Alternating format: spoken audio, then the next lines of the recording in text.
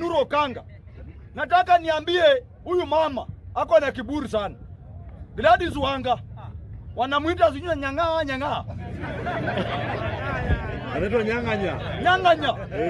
Huyu mama anaitwa Nyang'anya. Nataka niambie mama anaitwa Nyang'anya. Gladys Wanga. Kitu ya kwanza inafaa uheshimu Orengo. Na wewe ndio ulianza matusi kwa Orengo.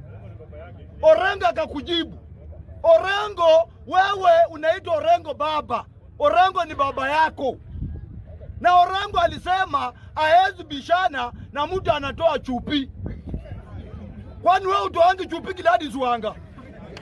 Orengo aliongea uongo. Wewe Gladys Wanga, kitu ya kwanza Gladys Wanga, huwezi kojoa kwa balcony. Kitu ya pili huwezi panda juu ya mti ukojoe.